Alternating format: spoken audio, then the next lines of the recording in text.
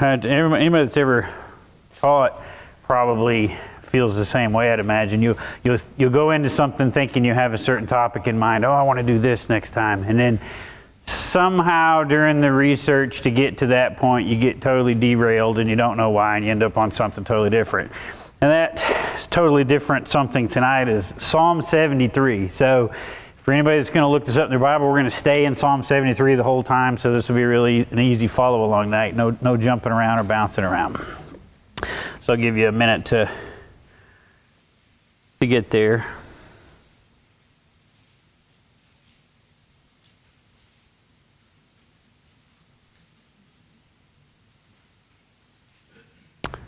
Okay, before we get into the actual text, let's look at the context and when it was written, who wrote it. Psalm 73 was written by Asaph, and he's credited for 73 through 83. He was a Levite, a musician. He was one of the worship leaders appointed by King David himself to oversee worship in the tabernacle. So he was up there in the food chain of worship. He's mentioned numerous times in the Bible, I believe 51 times. Some of it is genealogy type things, but he was mentioned in Chronicles, 1st and 2nd Chronicles, multiple times concerning the worship ceremonies that he led. Most of the Psalms that Asaph wrote had themes of justice, prosperity of the wicked, God's holiness, and faith in times of confusion. He kind of seemed to have that theme, which Psalm 73 is clearly no different. Looking at when it would have been written, a good estimate is somewhere between 1000 and 950 BC, so 3,000 years ago.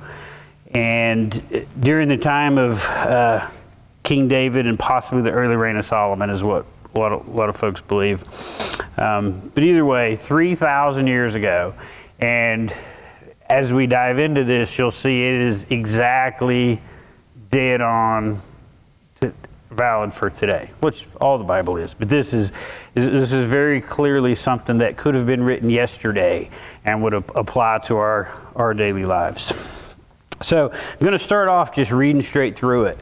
And then we'll go back and we'll break it down section by section and kind of pick it apart and look at what's really going on and what his point of the Psalms were. And I know for some people, I know I've been guilty of it in the past. If you're on this mission to like read the Bible in a year, you get to Psalms and Proverbs, and that's just kind of part you got to push through to get to the next, to get to the next book. But it's really worth, both of them are really worth actually spending some time in, getting to know and trying to pick apart what the message is. On that note with Psalms, this is a sidetrack item.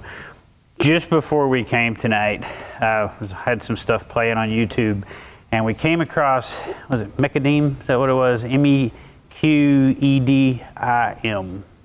Mechadim. It's this group in Israel that play the Psalms with a full band, modern instruments and lutes and just the whole deal. And they sing the Psalms in Hebrew. And it is absolutely gorgeous. I highly recommend looking them up. I'd never heard the song sang in Hebrew before, and man, it fits. It really does. And it's got English subtitles, so you can make sense of it as they go. But anyway, that's just a side note. I guess I've been so deep into Psalms that just came up. But anyway, here we go. The Psalm of Asaph, Psalm 73. Surely God is good to Israel, to those who are pure in his heart. But as for me, my feet had almost stumbled. My steps had almost slipped. For I was envious of the boastful. I saw the peace of the wicked. For there are no pains in their death, and their body is fat. They are not in trouble as other men, and they are not stricken along with the rest of mankind. Therefore lofty pride is their necklace. The garment of violence covers them. Their eyes bulge from fatness. The delusions of their heart overflow. They scoff and wickedly speak of oppression. They speak from on high. They have set their mouth against the heavens, and their tongues go through the earth. Therefore his people return here to his place, and waters of fullness are drunk by them. They say, how does God know? And is there knowledge with the Most High? Behold, these are wicked, and always at ease, and have increased in wealth. Surely in vain I have kept my heart pure, and washed my hands in innocence, for I have been stricken all day long, and reproved every morning. If I had said, I will recount thus, behold, I would have betrayed the generation of your children.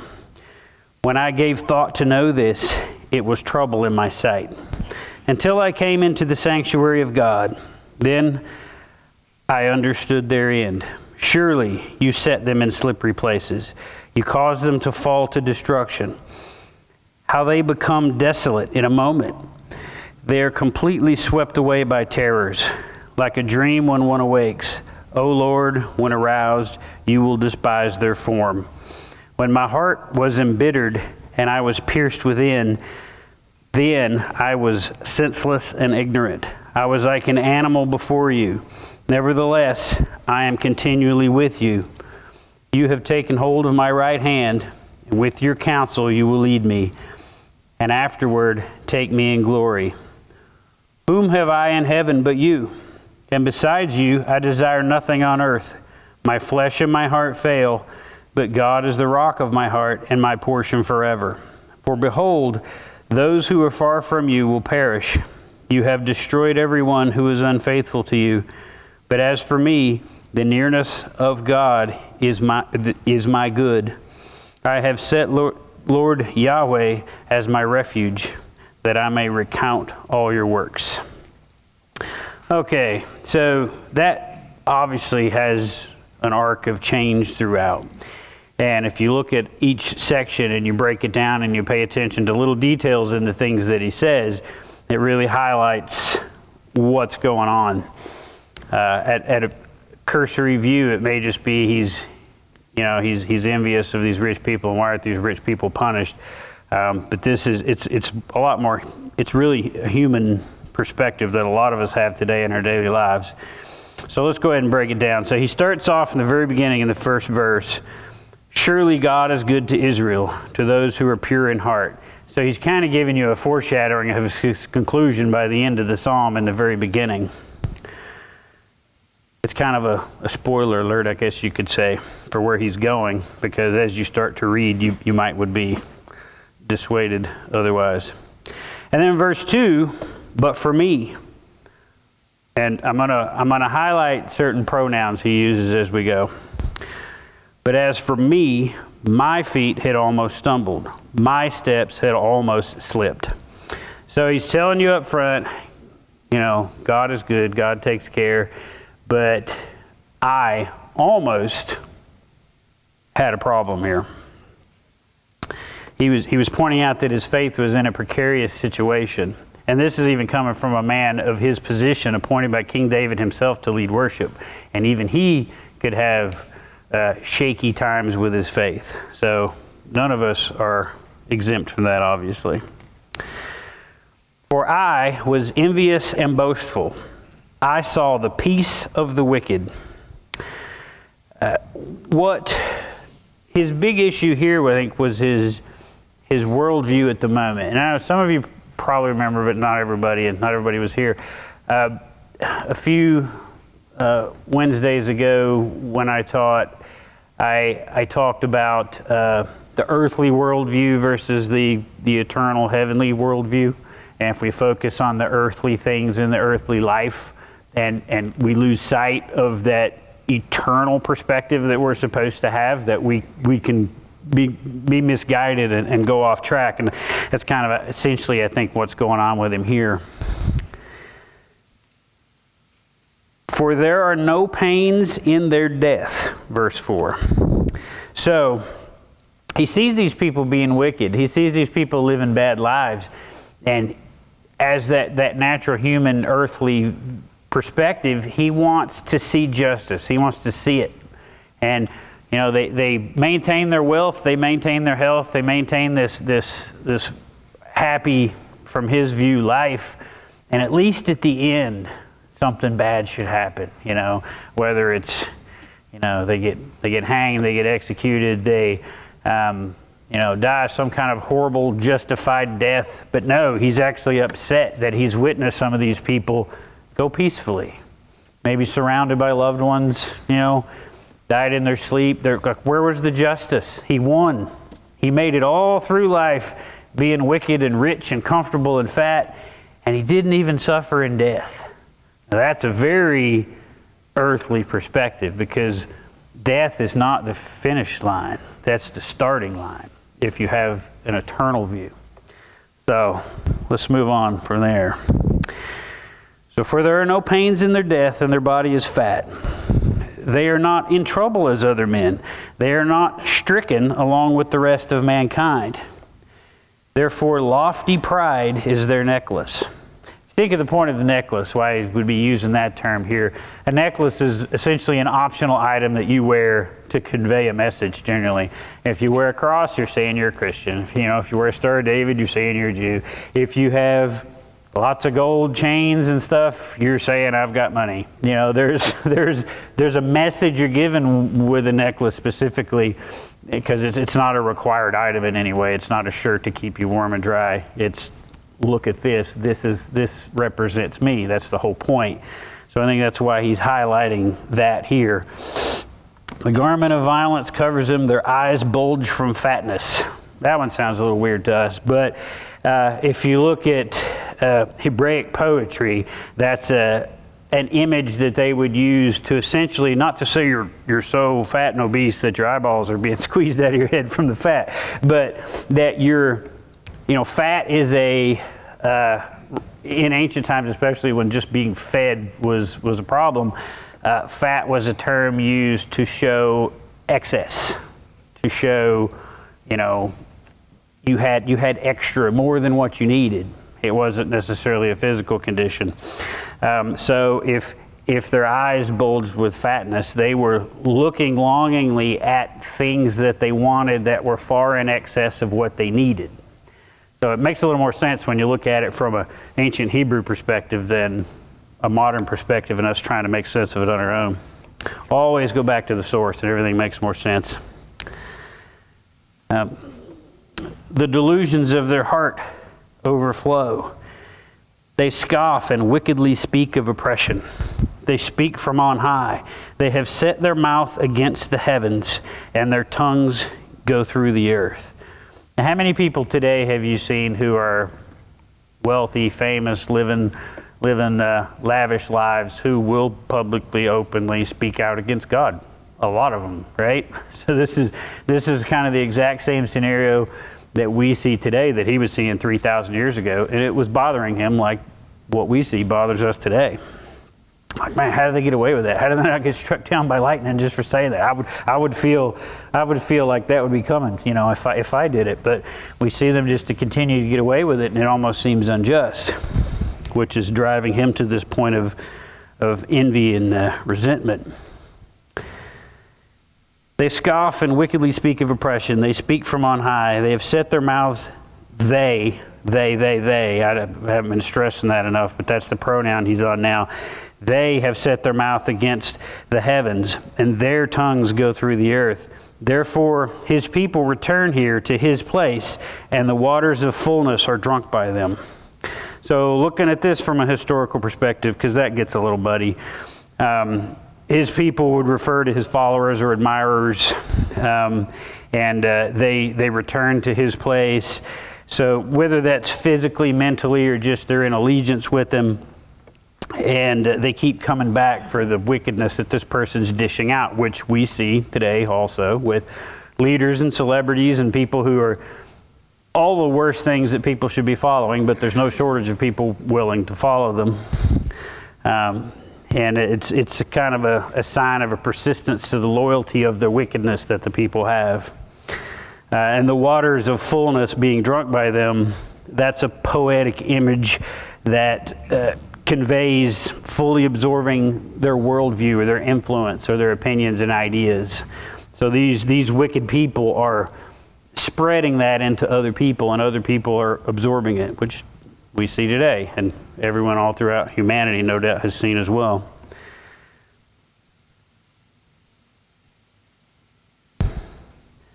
They say, how does God know? Is there any knowledge of the Most High?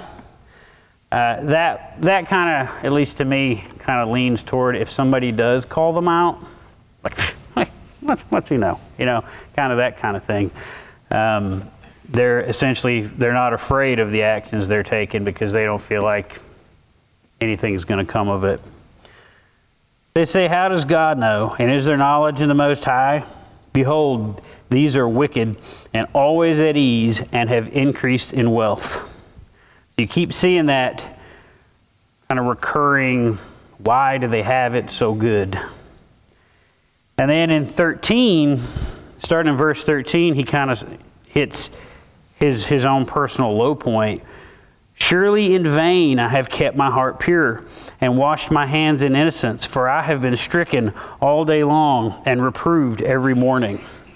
So here he is, a guy way up in the worship food chain, appointed by David himself, leading worship in the most holy way. And he does, according at least in his mind, he does everything right. He's kept his heart pure. He keeps himself kind of cleansed with innocence, yet he's stricken all day long. Something's wrong with him. We don't know what it is, but he's suffering through something, which is probably one of the reasons, too, that it irritates him so bad that these evil, wicked people don't even seem to get sick. They just seem to live these wonderful, comfortable lives. And look at me. Look at all that I do. Look at how righteous I've been, yet I'm ill or I'm going through this struggle. Why? Why is this fair? Fair. That's a word that doesn't align with reality in most cases. And then, so up until this point, it's been all I, me, my, they. So he's been looking at everything from a very temporal, earthly perspective. And he's looking at those people and he's comparing how they live and what they have to how he lives and what he has. He's not looking at the big picture at all at this point. He's looking solely on earthly things and not thinking of eternal things. And that's why he's going down this emotional path. And then in verse 15, you can start to see a shift in his attitude. If I had said, I will recount thus, behold, I would have betrayed the generation of your children. When I gave thought to know this, it was trouble in my sight.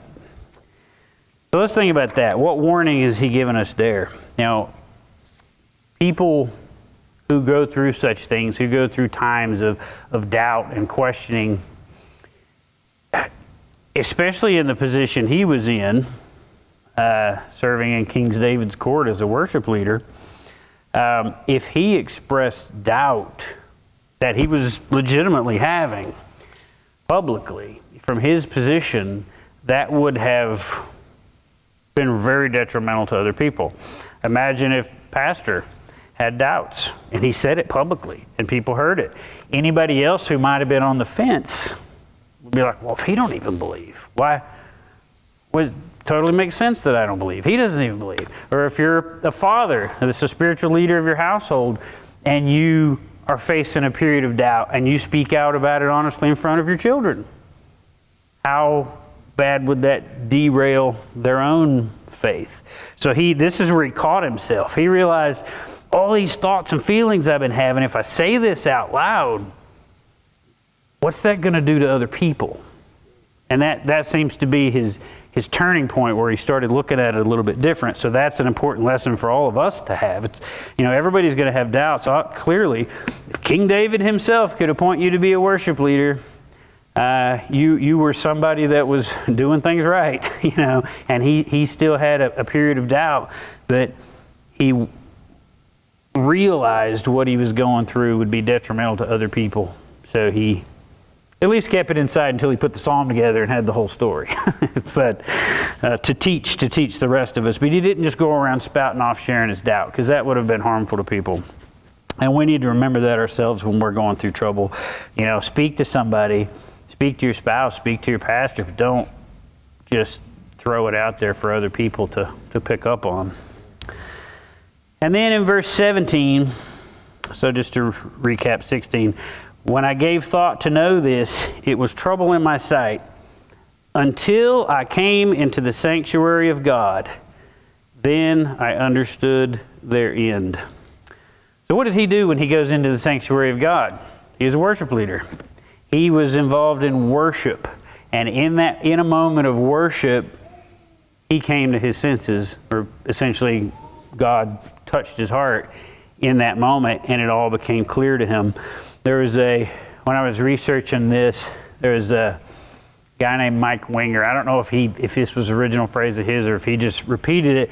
He said, what the mind couldn't grasp and the heart couldn't follow, worship cured. So on his own, essentially, he can't look at these things and make logic of it and make sense of it, but bringing himself closer to God, God revealed to him the truth. His human side couldn't figure this injustice out, and when he got closer to God, the truth of it all kind of came to him. So that's an important message for us too. So when he had his epiphany, that's when he changes. He stops saying they, I, me, their, them, and he goes to you. The new pronoun of use now is you. Surely you set them in slippery places. You cause them to fall to destruction. How they become desolate in a moment. They are completely swept away by terrors. Now think about this. A minute ago, he was upset that he saw wicked people die a good death. Like that wasn't enough justice for them. They deserve more. And now that he's thinking from a eternal godly perspective instead of a selfish little earthly perspective, he realizes they didn't die a peaceful death. They're, if not already, they're about to be standing before God and being judged for everything they did.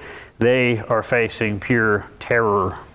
They may have went quietly, but it's not going to end quietly for them. So now he's looking at it from the eternal perspective that we should all have. Like a dream when one awakes, O Lord, when aroused, you will despise their form. And he turns back to the mise for a minute, but it's in a condemning way. When my heart was embittered and I was pierced within, then I was senseless and ignorant. I was like an animal before you. So looking back on the feelings and emotions he was having, once he regained his clarity on that eternal perspective, he realizes just how small he was in that moment. Nevertheless, I am continually with you. You have taken hold of my right hand. With your counsel you will lead me, and afterward take me in glory. Whom have I in heaven but you? And besides you, I desire nothing on earth. My flesh and my heart will fail, but God is the rock of my heart and my portion forever. So now he's looking at it from an eternal perspective, the perspective that we should have. My flesh and my heart fail. That's a guarantee. Unless you're alive when the rapture comes and you're raptured, your flesh and your heart will fail. That's a fleeting little temporary thing that you have is your health. And when you look at it from the perspective of all eternity, that's such a microscopic little piece of time that it's not even worth talking about. So don't trade the value of this time for eternity. Your health here, although we all want to be healthy, we all want our family to be healthy, is essentially meaningless compared to the eternity that we will have. So my flesh and my heart will fail, but God is the rock of my heart and my portion forever. For behold, those who are far from you will perish. You have destroyed everyone who is unfaithful to you. But as for me, the nearness of God is my good. I have set Lord Yahweh as my refuge, that I may recount all your works. So, in the beginning, he told us the problem he was having. And the problem he was having was completely based on his perspective and his focus. He was focused on what they have they have this and they have that, but I don't, and I do this and me and my. You know, when you begin to compare yourself to people, even if it's a situation like for a young person in school, some kids just get good grades without trying. Why do I have to study so hard and I still get C's? You know, there's so many of those different scenarios that if you look at what other people have and compare it to what you have, you're going to drive yourself into a pit of envy and despair, and that doesn't end well. You know, if it could be something at work. This other person seems to not work as hard, but they get all the recognition, they get the promotion, they get the raises, and here I am down here, even though I do all of this.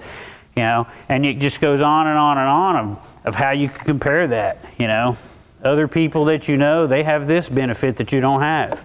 Things to you, at least from your perspective, because you're looking at it through a lens of envy. Oh, they got it made. People just get these opportunities left and right. You don't necessarily see what they had to go through to get to that point or what they did to earn those things. You just see from that narrow little lens of envy, like he was doing. And it takes you down a bitter path. And being closer to God, as he realized in the end, and understanding the eternal perspective that he should have had, like them dying peaceful wasn't them winning. They were going to face judgment in that moment. That was the last peaceful moment they would ever have for all of eternity. They were getting theirs. It didn't happen on earth, but they were getting theirs. And once he realized that, and once he realized no matter what he doesn't have, no matter what his ailment or illness is, he's going to get his. And his is going to be far more glorious than anything they had on earth. And this reminds me of like when I did do that talk about the earthly worldview versus the heavenly worldview. The story of, for the people that didn't hear it, I'll recap it. The story of the rich man and Lazarus. You know, if you asked an average person, if you took this scenario and you said, here's a guy living in a fancy house, he's well fed, he's well dressed, he lives a wonderful, wonderful, comfortable life, and here's this poor beggar on the sidewalk at the gate to this man's house just wishing for crumbs off his table. And he's so sick and he's got sores all over him and dogs are licking his wounds. Which one's the lucky one? From an earthly worldview, we'd all go, that rich guy over there that's fed real well. But in reality, the blessings, that things that appear to be blessings that the rich guy had are what kept him from getting close to God and what damned him to hell. And that's why he was begging Abraham to let Lazarus come down and touch his tongue with a drop of water when Lazarus was in Abraham's bosom.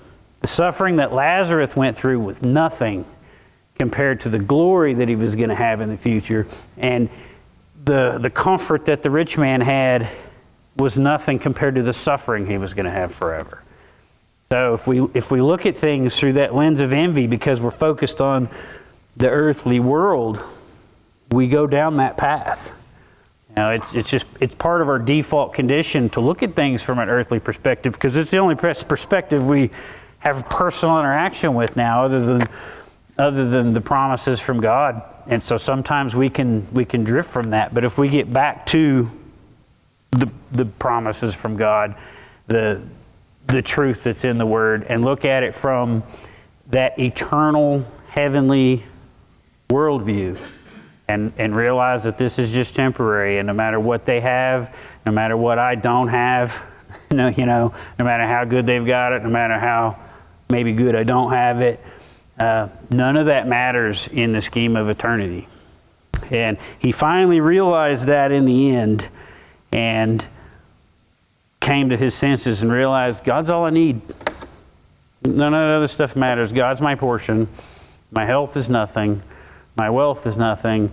God's all I need. And once he, through becoming closer to God, got that feeling back and got that perspective back, he was happy and realized that he was blessed far more than the people that he envied just before. There's another little statement that Matthew Henry said that was, men die like lambs, yet have their place forever with the goats. You know, that's a good one for when he was kind of bitter about these. They even died a peaceful death. You know, when he was even upset about that. Yeah, they may die like a lamb, but they're going to the goats. You know, just gotta keep that eternal perspective in mind, because that's really all that matters. If we get wrapped up in this narrow little earthly worldview that we have, and we start getting envious, and we start, we'll go down that path. And hopefully, if we do go down that path, which we're humans, we're flawed, we do the wrong things, we will use it as an opportunity to bring ourselves closer to God, to get back to where we need to be, to get that viewpoint back to where it needs to be, so that we can realize the treasure that we all truly have instead of the earthly things that we lack.